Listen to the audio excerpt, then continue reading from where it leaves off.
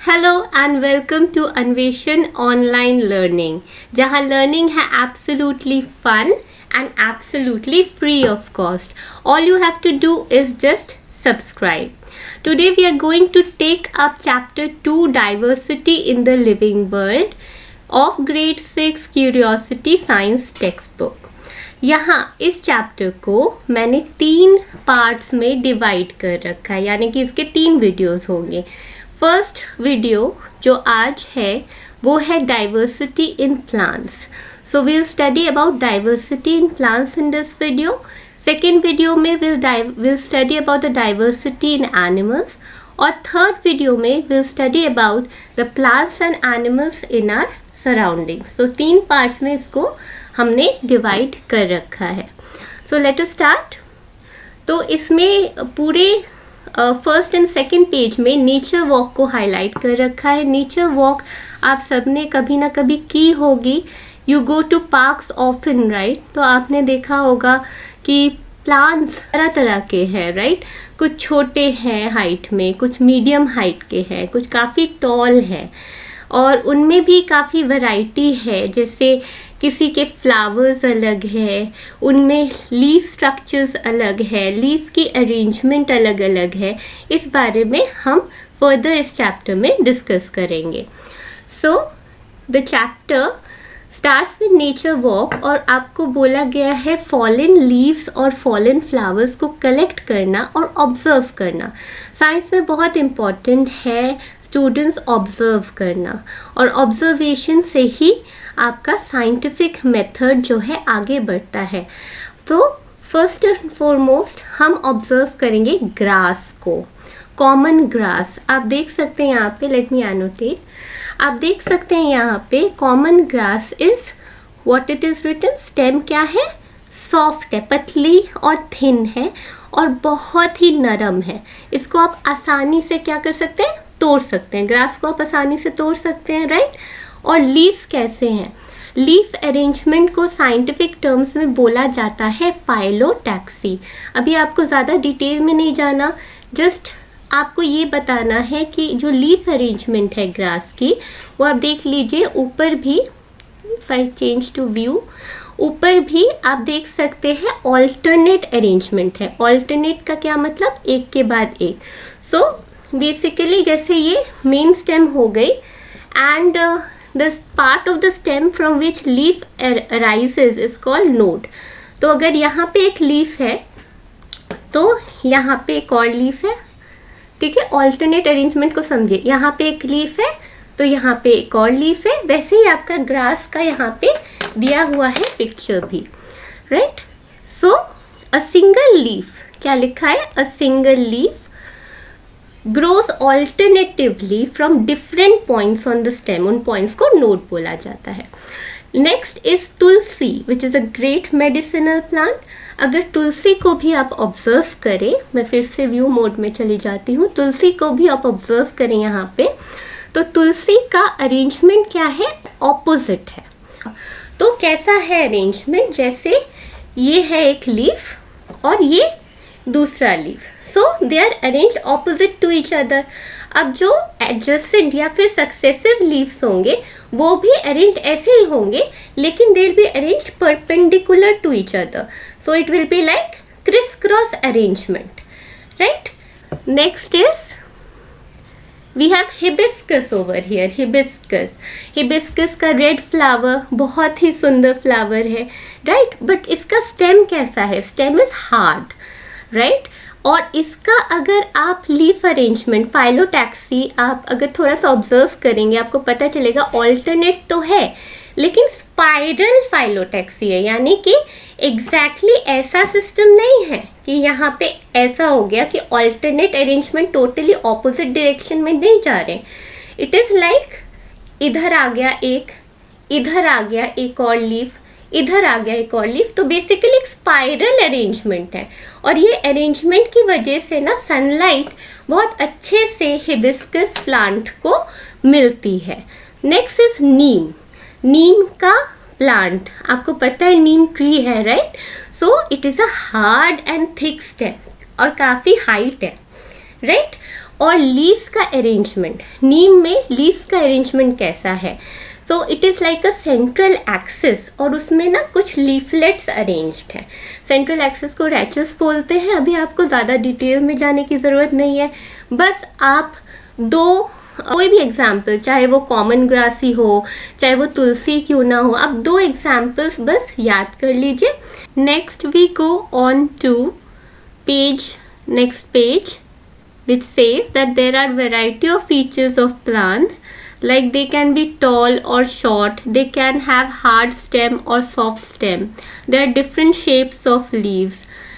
जैसे नीम का leaf elongated होता है और हिबिस्कस का लीफ ओवेट होता है, थोड़ा सा बीच में से फूला हुआ और फिर it tapers, right. And then there are flowers varying in colour. नीम के जो फ्लावर्स है वो वाइट कलर के हैं with yellow tint. hibiscus is red in color, rose is red in color. So yes, there are different shapes and sizes of flowers, and there are different shapes of leaves and arrangement of leaves as well. So next these animal section हम करेंगे diversity in animals जब हम take up करेंगे तब second video में. And in here in this page number 13, जहाँ पे ये लिखा है ना, ये बायोडाइवर्सिटी का डेफिनेशन बहुत इंपॉर्टेंट है. Follow with me. The variety of plants and animals found in a particular region contributes to the biodiversity of that region. Bio मतलब living and diversity means variety. तो जितने भी प्लांट्स और animals हैं एक particular region में, they contribute to the biodiversity of that region. हम बोलते हैं ना कुछ कुछ area they are highly biodiverse, यानी कि उस एरिया में बहुत सारे variety of plants and animals पाए जाते हैं. नेक्स्ट पेज में है how to group plants and animals. So how to group plants? On the basis of their stem, on the basis of their flowers, on the basis of their leaves, on the basis of their leaf arrangement on the stem. So this is how we group them. Now the question arises, what is the importance of grouping? Grouping makes it easier to understand and study plants and animals on the basis of their similarities and differences. अगर आप library में जाएंगे, grouping या classification क्यों important है? आपको एक particular genre का बुक चाहिए तो आप देखेंगे कि जॉनर वाइज सेक्शंस डिवाइडेड है, राइट. फिक्शन वाले बुक्स एक जगह है, नॉन फिक्शन अलग जगह है, कोल्ड लिटरेचर वाले अलग जगह है. आपको फ़र्ज़ कीजिए फिक्शन वाले बुक्स चाहिए तो वहाँ पे भी हैफिज़िटली बुक्स अरेंज नहीं है, वो भी अल्फ़ाबेटिकली अरेंज्ड है. तो इससे क्या होता है, बेसिकली आपको इजी हो गया आपका बुक खोजना. वैसे ही अगर आप क्लासीफाई करें on the basis of certain traits of plants और एनिमल्स तो आपका स्टडी जो है वो इजी हो जाता है. So grouping makes it definitely easier to study plants and animals on the basis of their similarities and differences. Next we come to how to group plants. 5 category में grouping करेंगे. इसके बारे में आप प्रीवियस क्लासेस में भी पढ़ चुके हैं. Herbs, shrub, tree, climber, creeper. Herb, shrub और ट्री बेसिकली स्टेम हाइट के बेसिस पे उनको डिफ़र किया जाता है. उनको देखकर ही आप पता लगा लोगे कि कौन सा हर्ब है, कौन सा श्रब है, कौन सा ट्री है. We go on to next page to understand it well. यहाँ पे देखिए छोटा सा टेबल है जहाँ पे मैंगो, रोज़ और टमेटो को कंपेयर किया गया है. और आप देखिए हाइट, जहाँ पे मैंने ग्रीन मार्किंग कर रखी है, हाइट कैसी है मैंगो की, टॉल है, आपको सबको पता है, right. So that's a tree. Rose medium height का है, that's a shrub. Tomato very short height, so that's a herb. और हर्ब के स्टेम कैसे है, हार्ड नहीं है, थिन है, पतले, इसको आसानी से तोड़ सकते हैं. श्रब का स्टेम कैसा है, not as hard as a tree but it is brown. It cannot be bent और broken like a herb, right. वो मीडियम लेवल पे है. So next is climber and creeper. Climber कैसा है, क्रीपर क्या है, उनको बेसिकली सपोर्ट चाहिए. Their stems are weak, they need support for their growth. Climber को सपोर्ट चाहिए, और क्रीपर तो रेंगता है फ्लोर पे या ग्राउंड पे, तो उसको भी सपोर्ट चाहिए फॉर देयर ग्रोथ। नेक्स्ट आप यहाँ पे डेफिनेशंस देख सकते हैं ट्रीज़ की। ये जैसे इसमें कुछ ट्रेट्स मेंशन है, कुछ कैरेक्टर्स मेंशन है ट्रीज़ के, जैसे hard, thick, brown and woody stem. Stem कैसे हैं ट्रीज़ के? हार्ड है, थिक है, ब्राउन है और वुडी है। और ब्रांचेस जनरली क्या है? ऊपर से आते हैं, ऊपर से आते हैं, यानी कि बेस ऑफ द स्टेम से ही ब्रांचेस निकलना नहीं शुरू हो जाता, वो ऊपर से आते हैं ब्रांचेस। एंड नेक्स्ट इज वैसे ही हर्ब और श्रब की डेफिनेशन है, ये आप कर ही लेंगे। और क्लाइंबर एंड क्रीपर को सपोर्ट चाहिए, जैसे कि मैंने पहले भी कहा था। नेक्स्ट हम आ जाते हैं वेन्स पे, जो आपको नए तरीके से पढ़ना है, नए सिरे से पढ़ना है। वेन्स क्या है? हमारे यहाँ पे भी वेन्स है ना, वैसे ही देखना लीव्स के भी वेन्स होते हैं, ठीक है, यहाँ पे विजिबल है। वेन्स तो पूरी बॉडी में होते हैं। प्लांट्स के भी ना लीफ में वेनेशन होती है, यानी कि वेन्स की अरेंजमेंट होती है। दो टाइप की अरेंजमेंट है, एक रेटिकुलेट है, एक पैरेलल है। So the pattern of veins on the leaf, ये इंपॉर्टेंट है, प्लीज़ इसको अच्छे से याद कीजिए। The pattern of veins on the leaf is called venation. Venation मतलब किस तरीके से वेन्स अरेंज्ड है लीफ पे।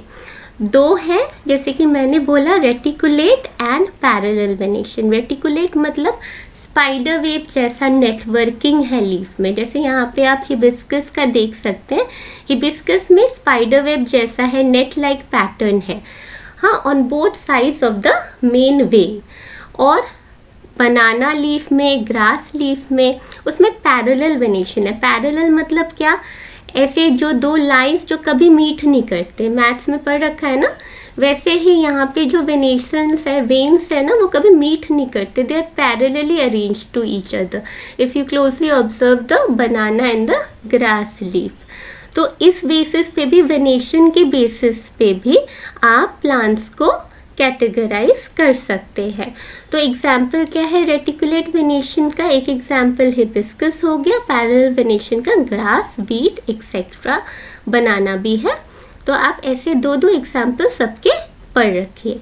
नेक्स्ट है, इन्होंने बोला है प्लांट को खुरपी से निकालना जिससे प्लांट डैमेज ना हो।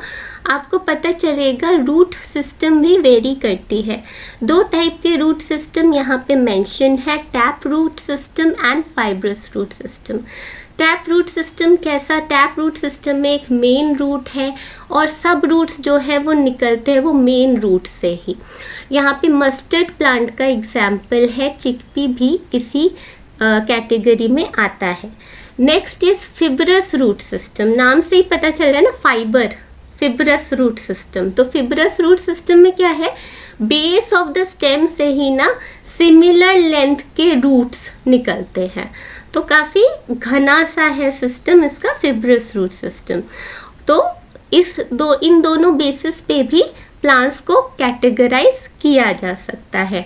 अभी हम एक चीज़ ऑब्जर्व करेंगे ना, एक रिलेशनशिप ऑब्जर्व करेंगे between leaf venation and the type of root. So lemon grass का एग्जाम्पल इन्होंने दिया हुआ है। टाइप ऑफ लीफ वेनेशन क्या है? आपने लीफ को ऑब्जर्व किया, आपने कहा ये तो पैरेलल है। टाइप ऑफ रूट कैसा है? टाइप ऑफ रूट है फिब्रस, ठीक है। अब इसी चीज़ को आप ऑब्जर्व करिए किसी और प्लांट को लेकर। फॉर एग्जाम्पल यहाँ पे है ना पेरीविंकल या सदाबहार प्लांट, उसका क्या है? उसका है रेटिकुलेट वेनेशन। सदाबहार is reticulate venation. Type of root क्या है? टाइप ऑफ रूट है टैप रूट, ओके। तो आप एक रिलेशनशिप फाइंड आउट करेंगे between leaf venation and type of root. Generally, it is observed that parallel venation goes with fibrous root system, यानी कि जिस प्लांट में पैरेलल वेनेशन है उसका जनरली फिब्रस रूट सिस्टम होता है, और जिस प्लांट में टैप रूट है उसका वेनेशन रेटिकुलेट होता है। And then another category of classification is cotyledon. Presence of cotyledon तो होता ही है, बट दो टाइप के कॉटलिडन्स है। कॉटलिडन्स है क्या? कॉटलिडन्स अभी आप ये समझ लीजिए, cotyledons are the seed leaf, ये एक particular part of the seed है जो न्यूट्रिशन प्रोवाइड करता है to the growing baby plant. और कुछ कुछ प्लांट के ये पार्ट दो होते हैं, डाइकॉट, और कुछ कुछ प्लांट के एक ही होता है। So this is cotyledon is basically the first leaf that emerges after germination. Germination पता है ना आप सबको, the process of going from seed stage to seedling stage is germination. So there are dicot plants यानी कि जिसके दो कॉटलिडन्स हैं, और मोनोकॉट प्लांट यानी कि जिसका जो सिर्फ एक कॉटलिडन है। अब रिलेशन क्या है डाइकॉट में, वेनेशन में एंड रूट सिस्टम में? एक निमोनिक डिवाइस मैंने बहुत पहले तैयार की थी, यू कैन यूज दैट और you can use your own as well. The mnemonic device is direct, यानी कि dicotyledon plants have generally reticulate venation and have tap root system. यहाँ पे आप देखिए, यहाँ पे है dicot plants have reticulate venation and tap root system, right. और अगर हम मोनोकॉट प्लांट को देखें, monocot plants have parallel venation and a fibrous root system. So direct या डायरेक्ट जो भी है, उससे आप वो एक निमोनिक डिवाइस आपका बन जाता है, जिससे आपको याद रहेगा कि डाइकॉटलिडन प्लांट्स या dicot plants have reticulate venation and a tap root system. So this was regarding the classification of plants on different basis. In the next video, we will deal with diversity in animals.